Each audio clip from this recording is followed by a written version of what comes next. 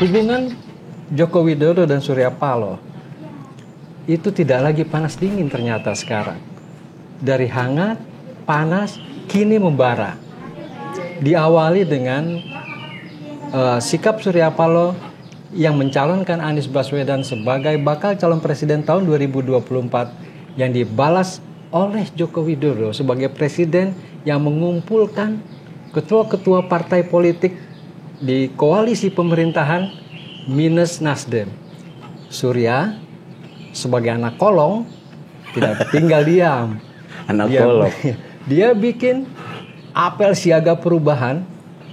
Anies pidato tanpa mengundang Presiden Joko Widodo sebagaimana lazimnya dilakukan oleh partai-partai politik.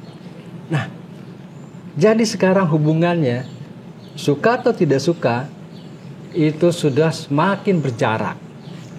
Dan ingat, Surya bukan anak kemarin sore. Dia pasti akan melawan.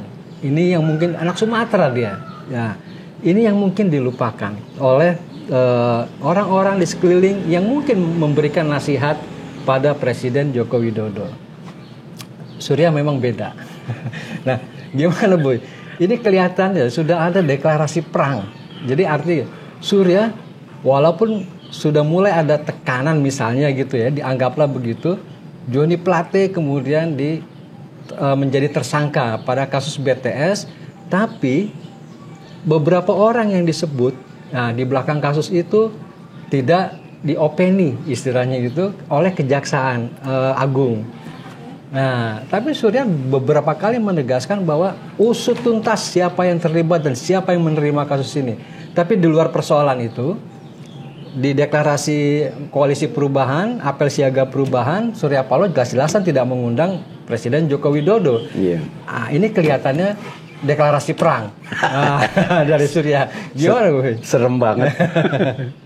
Kalau saya lihatnya justru enteng-enteng aja tuh. Udah kayak sinetron, ya kan? Panas dingin kayak gitu-gitu. Dan semakin mendekati tahun-tahun politik yang semakin dekat ke pilpres, ke pileg dan seterusnya. Jadi semua orang bermanuver, ya kan? Bermanuver di tengah turbulensi, ya, situasi yang ada, ya kan? Karena kan aktor-aktornya itu saja, ya kan? Betul. Jadi kalau pergerakan mereka berubah, ya, situasi juga berubah. Tapi itu semuanya kayak sinetron. Dalam hitungan waktu yang sangat pendek bisa berubah lagi, kayak gitu. Karena mereka masing-masing sedang melakukan positioning, ya kan? Dan sekaligus mengintip insentif politik apa yang akan mereka peroleh dari momentum ini. Ya, kira-kira kayak gitu. Insentif apa yang diharapkan? Ini kan Jokowi memperlihatkan bahwa karena dia pengen cawe-cawe, kan kelihatan nih. Kira-kira insentif apa yang diharapkan Jokowi itu dari Nasdem? Pembatalan pencalonan Anies, atau Nasdem masuk ke koalisi dia, atau nitipin wapres gitu, atau apa gitu insentifnya? Ya ini kan kayak kayak perang simbolik gitu ya. Yang satu nggak diundang, terus yang satunya lagi nggak ngundang, kayak gitu kan. Untuk menegasi bahwa kita berbeda, gitu kan. Posisi politiknya, gitu kan. Terus harapan-harapan ke depannya dan seterusnya. Jadi ini political interplay biasa, ya kan, di antara aktor-aktor yang itu. Dan kebetulan Pak Jokowi sebagai presiden sekarang ini, ya, memang kelihatan aktif sekali, ya, jumpa, ya, dengan banyak orang yang secara simbolik terus kemudian ditafsirkan orang sebagai bagian dari cara dia merengkuh pihak-pihak yang akan berhadapan dengan koalisi perubahan, gitu kan. Nah, Surya Paloh sebagai political player yang senior yang sudah makan asam garam, ya, dia juga ingin meneguhkan posisi dia yang berbeda itu, ya, dengan Jokowi, gitu kan.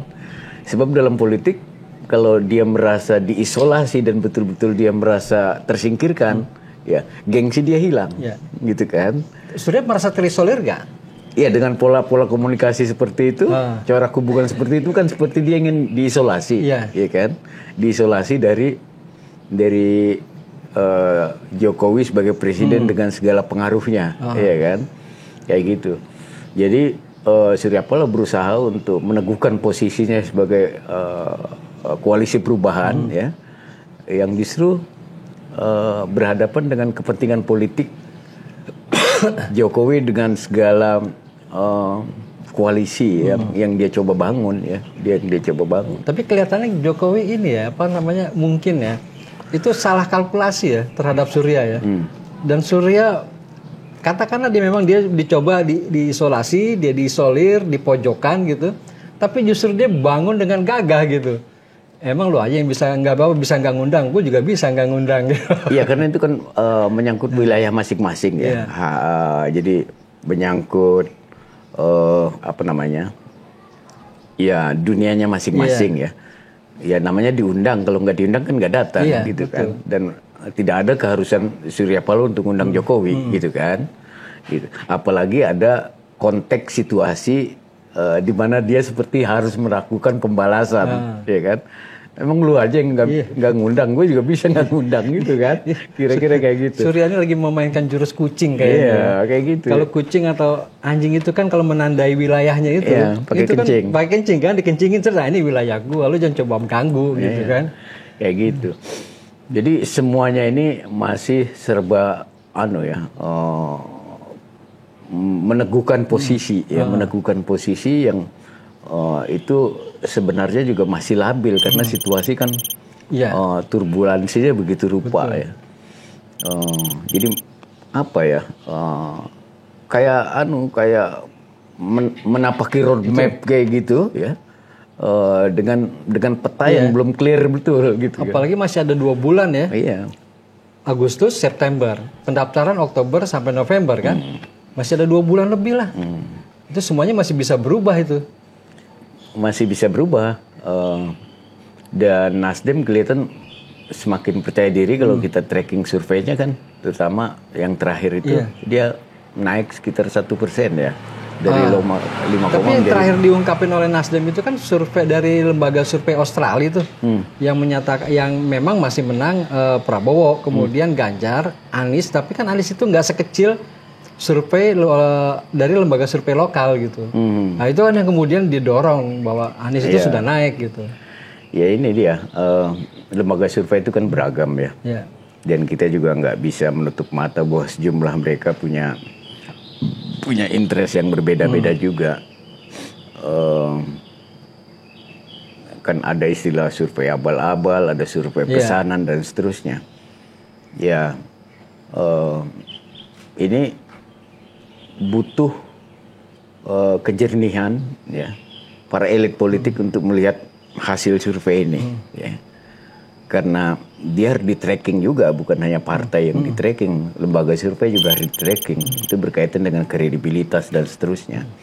Tapi kalau umpamanya kita tidak bersikap positif terhadap hasil survei yang sifatnya objektif, kredibel dan seterusnya, jadi korban pertama orang yang tidak percaya terhadap hasil survei itu adalah dirinya sendiri. Betul. Iya kan? Karena dia informasi gratis dan sebagainya, ya kan? Tinggal bagaimana dia memperlakukan hasil survei itu dalam kerja-kerja politik untuk menjawab tantangan yang ada pada masing-masing kayak gitu. Tapi kan kelihatannya kalau saya sebagai orang luar lah ngelihat itu Anies itu berhasil menabuh genderang dengan baik. Karena kenapa? Beberapa genderang yang ditabuh oleh Anies misalnya gitu ya. Bakal calon wakil presiden saya 0% masalah, 0 masalah. Tiba-tiba semua orang bicara itu.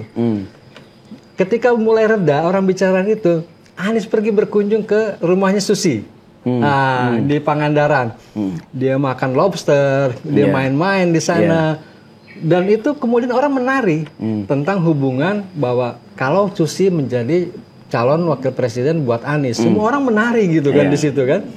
Jadi itu mainan-mainan Anies yang mungkin juga sebenarnya itu Aniesnya ketawa gitu kan. Nah, kenapa orang bisa ada di dalam menari di genderang yang dia ciptakan? Ya saya tidak tahu apa responnya ya terhadap manuver yang agak gimmick kayak gitu yang dilakukan oleh Anies, kalau itu mengundang aspek kelucuan dan seterusnya ya, ya menjadi hiburan kan, menjadi hiburan. Tapi kan dalam konteks Anies sebagai politisi yang berharap, yang sedang berusaha untuk memperluas atau memperlebar dukungan, dia tidak cukup dengan kerja-kerja politik yang bersifat gimmick kayak gitu, ya kan? Itu satu. Yang kedua, dibanding capres lain, Anies memang punya sedikit kebebasan karena dia bukan orang partai, ya kan? Jadi dia tidak merasa harus mengikuti logika partai, ya kan? Dia bisa manuver dengan dirinya sendiri, dengan tim relawan yang bersifat independen, ya, dan seterusnya. Tapi harus dilihat kalau konteksnya adalah memupuk dukungan, ya, dan seterusnya. Dilihat sentimen positifnya itu, ya, menambah suara dia apa enggak, gitu. Betul. Harus dilihat konteks itu, dan itu makanya survei menjadi penting karena semua gerak-gerik dan sebagainya itu kan bisa dideteksi melalui survei, gitu kan. Sebab sebutlah misalnya kayak Ganjar yang soal bokep yang ramai itu kan, itu kan kasus lama, ya kan. Betul. Lalu direproduksi lagi, ya, untuk tujuan mendowngrade Ganjar. Dan konon menurut 1-2 lembaga survei ada juga efek elektoralnya, artinya sentimennya negatif, gitu, kayak gitu-gitu. Jadi pada akhirnya semua manuver yang dilakukan capres itu perspektifnya haruslah publik, gitu kan, seberapa punya efek dia. Tapi jangan-jangan gini, Bos, apa yang dilakukan oleh Anies yang mungkin banyak timnya non Anies itu yang emosional sehingga dia lupa membaca gitu ya. Ini ibaratnya gini, kalau ada ini mereka di babak semifinal, katakanlah ada 3 kesebelasan nih, Anies, Ganjar, sama Prabowo. Kita katakanlah nilainya sama semua 10, 10, 10. Kalau di bola itu kan, kalah dapat 0, menang itu dapat 3, kalau seri kan dapat 1. Nah, yang mungkin mereka nggak begitu, ini ibaratnya dipur dibiarin Prabowo itu bermain, Anies itu tidak masuk ke dalam pemilihnya Prabowo untuk meningkatkan elektabilitas versi lembaga survei. Versi lembaga survei artinya pada dalam waktu tertentu itu, pada waktu durasi survei, sehingga yang bertarung, dan ini kejadian sekarang, Prabowo dengan Ganjar. Ini kan saling tikam. Nah, kalau dulu mereka seolah-olah bergabung, kata-katanya dengan isu pluralisme lah, macam-macam melawan Anies. Nah, sekarang mereka ini berdua bertarung. Nah, mereka berdua bertarung, kemudian Anies ketawa gitu. Begitu satu mati, maka yang maju kan Anies sama pemenang di antara dua orang itu. Ya, agak susah ini. Kalau itu dimaksudkan sebagai strategi atau manuver, itu berbahaya, ya kan, karena membiarkan mereka berdua melenggang di atas, ya. Sementara Anies terus tertinggal, gitu kan, karena tapi menurut saya kayak gini, emang sekarang ini persaingan mengerucut pada 2 orang tadi itu, ya. Ini kan seperti kayak sudah mulai berlangsung babak penyisihan gitu loh, ya kan.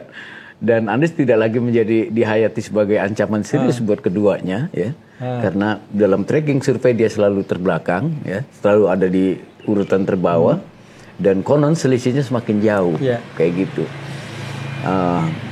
Artinya Anies tidak lagi menjadi ancaman serius buat kedua capres tadi itu.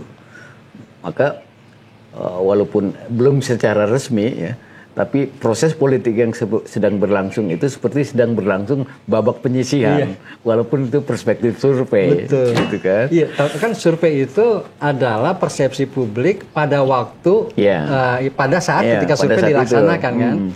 Nah, artinya kan gini, maksud saya, kalau kita ngelihat trennya, Prabowo trennya tuh masih terus melaju tuh, ya, dia bergerak positif. Ganjar kelihatannya ini sudah mulai sampai pada puncak dan ada kecenderungan agak menurun.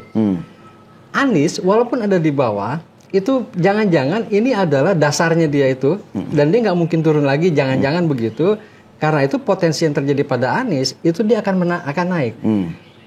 pada satu momen tertentu, jangan-jangan Bu, Anies itu bisa surveinya itu berpotongan dengan Ganjar. Ganjar begini, Anies begini. Ini kan bisa terjadi. Yang pada akhirnya adalah pertarungan Anies dan Prabowo. Iya, bisa saja, bisa saja. Setidaknya itu harapan kan. Harapan timnya Anies itu ya. Setidaknya harapan. Tapi kayak gini, berhadapan dengan perilaku pemilih, rakyat yang jumlahnya ratusan juta itu, ya kan, naik dan turun itu kan butuh waktu dan alasan, ya kan. Orang nggak mungkin tiba-tiba turun, ya, atau tiba-tiba naik, apalagi kenaikannya itu cukup tajam atau turunnya cukup tajam. Take time, selalu butuh waktu, dan di balik waktu pasti ada alasan mengapa dia turun dan mengapa dia naik, kayak gitu.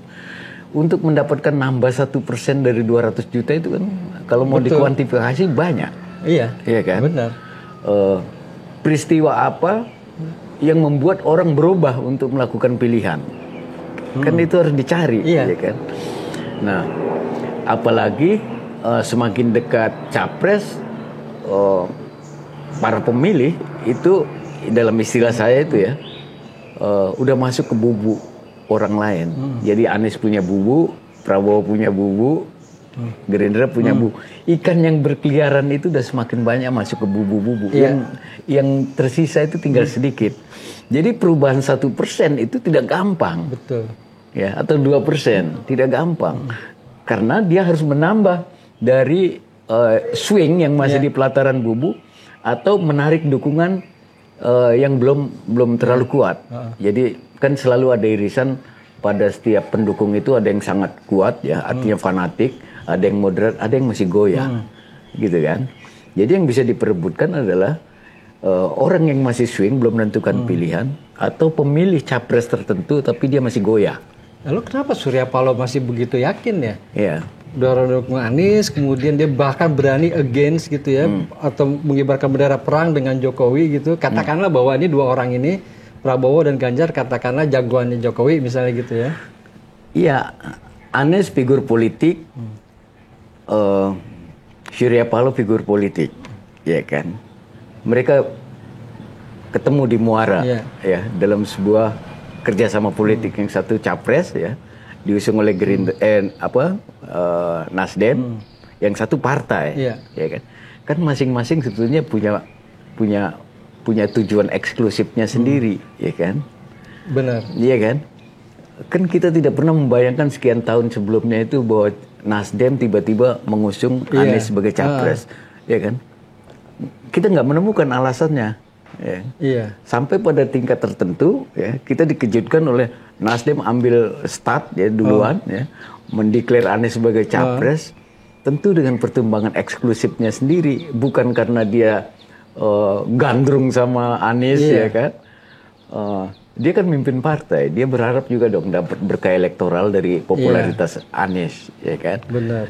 Dan jangan-jangan itu yang dikonfirmasi survei terakhir itu, kalau enggak indikator ya, dia naik 1% itu dari 5, jadi 6, kayak gitu kan. Ya jangan-jangan itu juga berkah elektoral dari situ, impact dari situ. Betul. Ya kan?